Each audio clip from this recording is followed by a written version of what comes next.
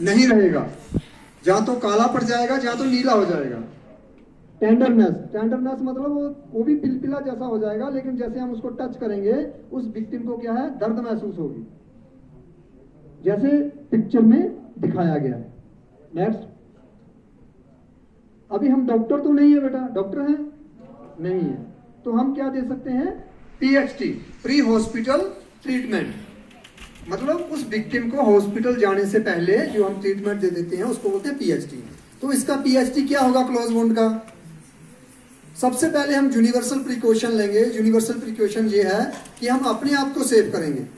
दूसरों की मदद करने से पहले क्या होना चाहिए, हम अपने आप को सुरक्षित होना चाहिए। हम ग्लव्स पहनेंगे या कुछ ऐसी प्रिकॉशन लेंगे ताकि हम उस विक्टिम के ब्लड के डायरेक्ट कांटेक्ट में ना आए, बॉडी फ्लूइड के डायरेक्ट कांटेक्ट में ना आए। तो उसका तरीका क्या है इसका करने का, पीएचटी देने का? राइस मेथड है। कौन सा मेथड है? राइस। आर से क्या है? रेस्ट, मतलब जिस भाग में चोट लगी है विक्टिम के उसको हिलने डुलने नहीं देना, उसको रेस्ट पोजीशन में रखना है। नंबर 2, आइस के देखा होगा आपने, सुना होगा आइस पैक लगाते हैं जिसको चोट लग जाती है।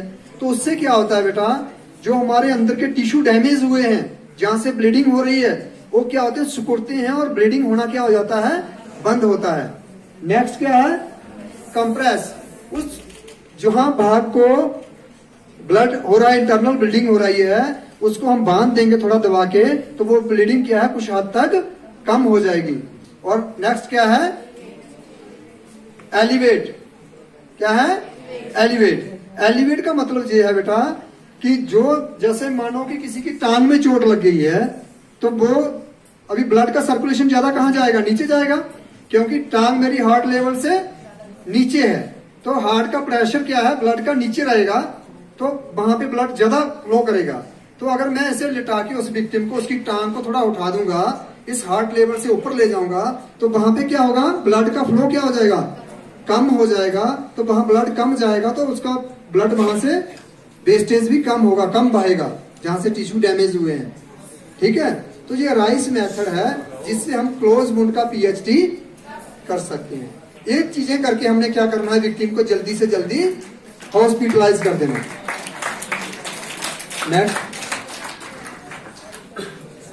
नेक्स्ट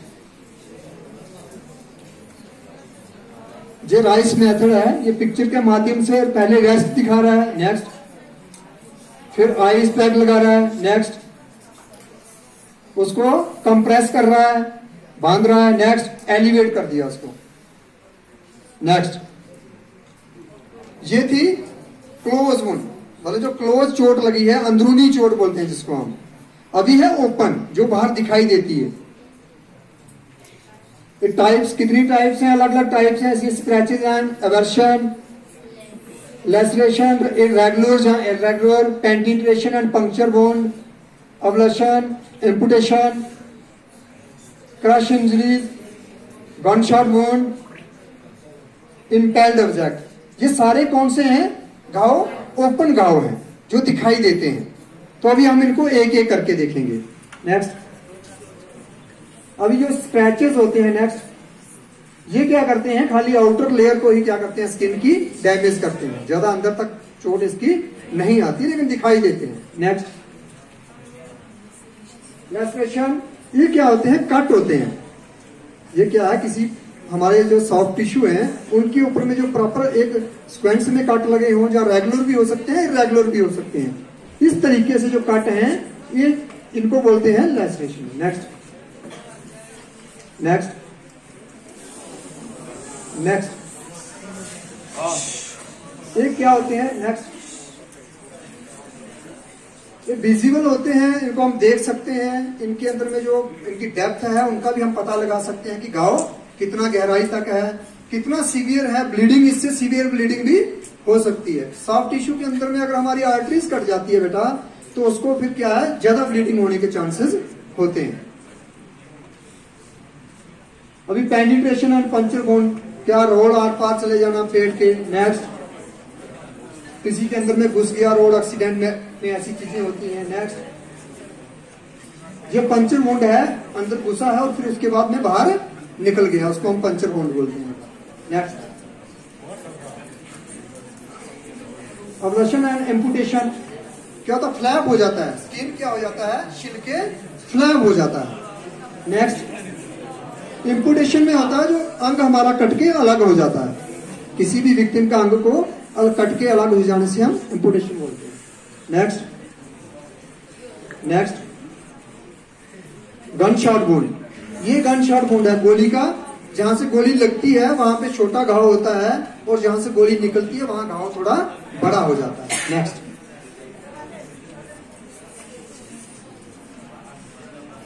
आगे करो। ये स्क्रैचेस इस तरीके से हो सकती हैं, छिल सकता है। नेक्स्ट, ये कहीं कोई गिर गया, मोटरसाइकिल बाइक में कभी एक्सीडेंट होता है ना, पूरा छिल जाता है।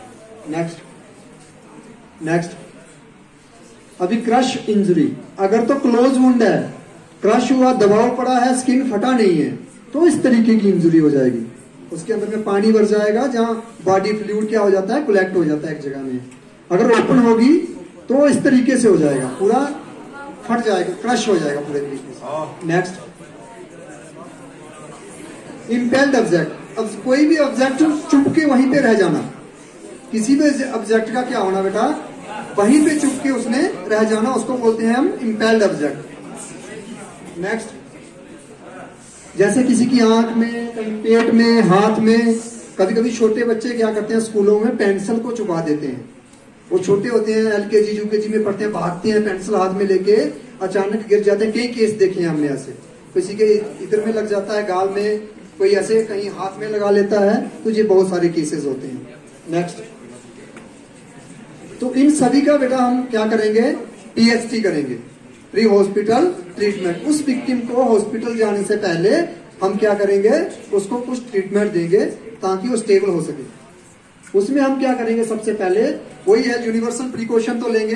पहले हम अपने आप को सेव करेंगे ताकि विक्टिम के ब्लड के कांटेक्ट में या बॉडी फ्लूइड के कांटेक्ट में हम ना आए। उसके बाद में क्या करेंगे? उस वुंड को, जहां पे घाव हुआ है, उसको एक्सपोज करेंगे, उसको देखेंगे, हो सकता है कपड़ा लगा है, कपड़े को हटाएंगे, चेक करेंगे। उसके बाद में प्रिवेंट कंटेमिनेशन, जो हम कोशिश करेंगे कि कंटेमिनेशन ना हो। नेक्स्ट, ब्लीडिंग को कंट्रोल करेंगे। बेटा ब्लीडिंग कंट्रोल करने का तरीका कितना है? अमूमन हम 3 तरीके से ब्लीडिंग को कंट्रोल करते हैं, लेकिन 4 तरीके हैं ब्लीडिंग को कंट्रोल करने के। नंबर 1, जहां पे घाव होता है वहां पे क्या करते हैं हम? किसी गॉज पीस कपड़ा के साथ में डायरेक्ट वहां पे रख के उसको दबाव देते हैं, उसको क्या बोलते हैं? डायरेक्ट प्रेशर देते हैं। नंबर 2, अगर फिर भी ब्लड बंद नहीं होता है, अगर खून फिर भी बंद नहीं होता, आपने उसको दबाया, उसके घाव को, ब्लड बंद नहीं हुआ, तो आप क्या करोगे? फिर उसको क्या करना है? नंबर 2 तरीका है हमारे को, एलिवेट करना है। एलिवेट कितना करना है? हार्ट लेवल से ऊपर। ये हमारा क्या है? नीचे वाले को हम क्या बोलते हैं? लोअर एक्सट्रीमिटीज, और ऊपर वाले भाग को क्या बोलते हैं हम? अपर एक्सट्रीमिटीज। तो जहां भी हमको चोट लगी है, चाहे लोअर एक्सट्रीमिटीज में लगी है, चाहे अपर एक्सट्रीमिटीज में लगी है, उसको क्या करेंगे हम? उस भाग को हार्ट से क्या करेंगे? ऊपर कर देंगे। अगर फिर भी ब्लड कंट्रोल में नहीं आता है, 2 तरीके आपने अप्लाई कर दिए। एक तो सीधा डायरेक्ट प्रेशर, नंबर 2 एलिवेशन कर दिया आपने, हार्ट से ऊपर कर दिया। नंबर 3 आपने क्या करना है? फिर अगर फिर भी ब्लड नहीं रुकता है तो प्रेशर पॉइंट, क्या करना है? Pressure point. प्रेशर पॉइंट कहां कहां मिलेंगे आपको? जहां पे आर्टरीज बोन के साथ में है। जैसे यहाँ पे कौन सी पल्स चेक करते हैं बेटा? हम डॉक्टर के पास जाते हैं, जहां पे पल्स पकड़ता है ना डॉक्टर, इसको क्या बोलते हैं? Radial pulse. यहाँ पे कौन सी पल्स है? Radial pulse. बच्चे की, जो छोटा बच्चा है 1 साल से नीचे है, उसका डॉक्टर जहां से चेक करता है, तो इस पल्स को क्या बोलते हैं? Brachial pulse. क्या बोलते हैं? Brachial pulse. और जब हम CPR के लिए किसी को चेक करते हैं कि ये बंदा, इसका सर्कुलेशन हो रहा है कि नहीं हो रहा, तो कहां से चेक करते हैं? यहां से चेक करते हैं बेटा। इसको बोलते हैं कैरोटिड पल्स। ये कौन सी पल्स है? यहाँ पे कैरोटिड पल्स है। और जो हम अपने फीमर बोन से चेक करते हैं जहां से, इसको बोलते हैं फीमोरल पल्स। और जो हम अपने पांव के अंगूठे से चेक करते हैं पल्स को, उसको बोलते हैं डोर्सल पेडिस। इस तरीके से हम शरीर के अलग अलग अंगों से पल्स को क्या करते हैं? चेक करते हैं बेटा। अभी मानो जहां पे मेरे चोट लग गया इस हाथ में, तो मैं कहां से प्रेशर पॉइंट दबाऊंगा? यहां से दबाऊंगा। यहाँ पे सिंगल वूंड है, ये वूंड डबल है। यहाँ पे 2 वूंड है इसकी क्लाई के अंदर में हमारे। कौन कौन सी है? रेडियस और अल्ना। रेडियस अल्ना 2 वूंड है। और जहां पे सिंगल वूंड है हमारे, इसको क्या बोलते हैं? ह्यूमरस। तो यहाँ पे मेरी आर्टरीज जा रही है, जहां से क्या करेंगे? इसको दबा देंगे ताकि जो ब्लड है उसकी सप्लाई आगे बंद हो जाए, तो ब्लड कंट्रोल में आ जाएगा। ये 3 तरीके से हम ब्लड को क्या करते हैं? कंट्रोल करते हैं। एक चौथा तरीका हम तब अपनाते हैं अगर इम्पोर्टेशन हो गया है, अंग कट के अलग हो गया है, तो ऐसी कंडीशन में बेटा हम क्या करते हैं? उसकी विक्टिम की जान बचाने के लिए उसको टर्निकेट करते हैं। क्या करते हैं? टर्निकेट करते हैं, उसको बांध देते हैं। एक गांठ लगाएंगे बैंडेज लेके, ऊपर एक और गांठ लगाएंगे और बीच में एक पेन जैसा डाल के उसको घुमाते रहेंगे, टाइट करते रहें ताकि आगे जो ब्लड का फ्लो है वो पूरा क्या हो जाए? पूरे तरीके से बंद हो जाए। लेकिन बेटा इसमें एक थोड़ा रिस्क है टर्निकेट करने में। आगे वाला अगर ब्लड नहीं जाएगा, आपको पता है कि हमारे जितने सेल है हमारी बॉडी के, उनको जिंदा रहने के लिए क्या चाहिए? ऑक्सीजन चाहिए। वेरी गुड बेटा, ऑक्सीजन चाहिए। क्या चाहिए? ऑक्सीजन चाहिए, न्यूट्रिशन चाहिए। तो ऑक्सीजन कौन कैरी करके ले जाता है? हमारा ब्लड ले जाता है। कौन ले जाता है बेटा?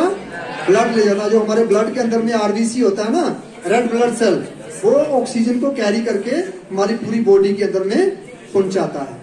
तो अगर आगे ब्लड नहीं जाएगा, हम बंद कर देंगे, तो आगे का सेल क्या हो जाएगा? डैमेज होना शुरू हो जाएगा।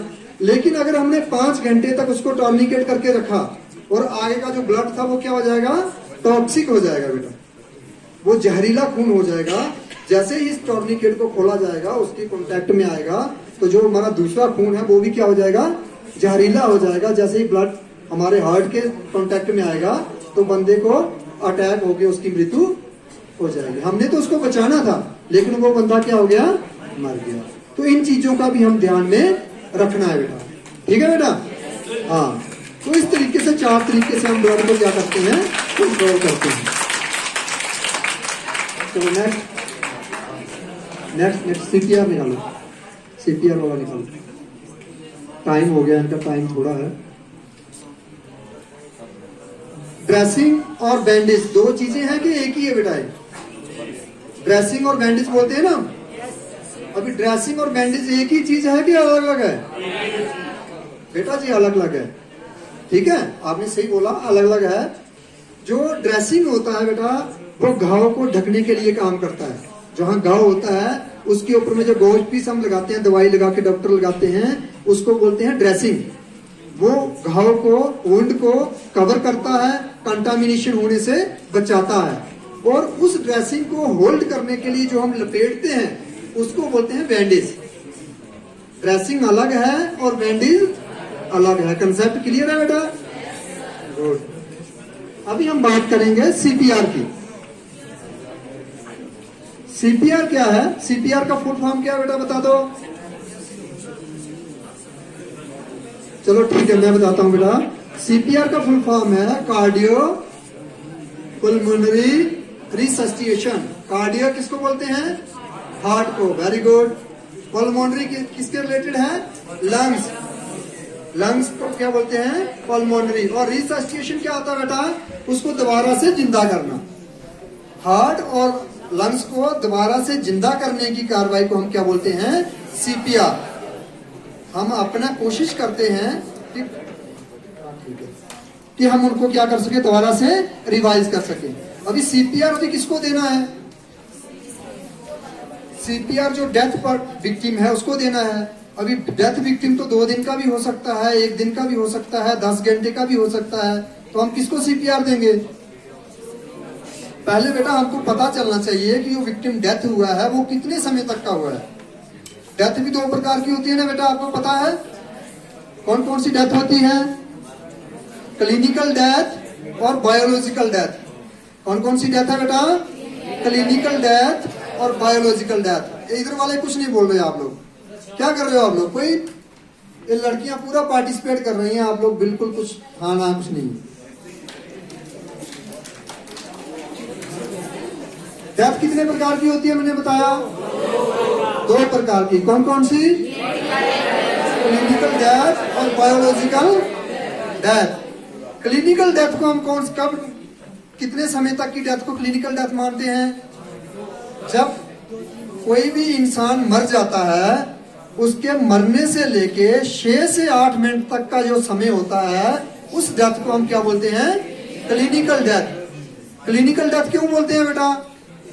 क्लिनिकल डेथ इसलिए बोलते हैं जब हमारा हार्ट और लंग्स मर जाता है, उसके बाद भी हमारे ब्रेन सेल को मरने के लिए 6 से 8 मिनट लगते हैं। जब तक हम ब्रेन सेल नहीं मर जाते हैं, तब तक डेथ पूरे तरीके से कंप्लीट नहीं होती है। 6 से 8 मिनट के बाद में, 10 मिनट के बाद में जो क्लिनिकल डेथ है, वो बायोलॉजिकल डेथ में कन्वर्ट हो जाती है। तो clinical death can be revised. Clinical death को हम क्या कर सकते हैं? रिवाइज कर सकते हैं, उसको दोबारा आदमी को जिंदा कर सकते हैं। लेकिन अगर क्लिनिकल डेथ बायोलॉजिकल में कन्वर्ट हो गया है तो कैन नॉट बी रिवाइज। हम उसको रिवाइज बेटा नहीं कर सकते हैं। तो क्लिनिकल डेथ को क्या कर सकते हैं? हम रिवाइज कर सकते हैं। बायोलॉजिकल डेथ को रिवाइज नहीं कर सकते हैं। क्लिनिकल डेथ का समय कितना होता है? 6 से 8 मिनट का। उसके बाद में क्या होते हैं? ब्रेन सेल मर जाते हैं। जब ब्रेन सेल मर गए, उसके बाद में डेथ को रिवाइज नहीं किया जा सकता है। तो सीपीआर देने के लिए हमको समय कितना चाहिए?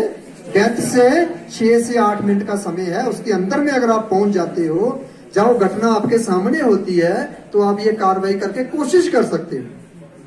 हमारा काम क्या है? कोशिश करना। कोशिश करने वाले की कभी हार नहीं होती। आप कोशिश करो। चलो जनाब, अभी हम क्या करेंगे?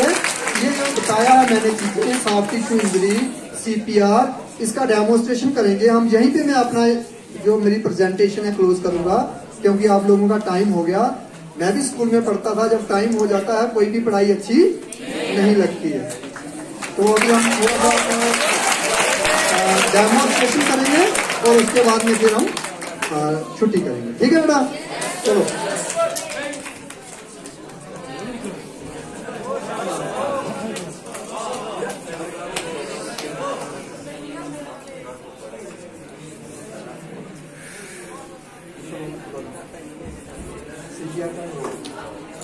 लगा लो पहले।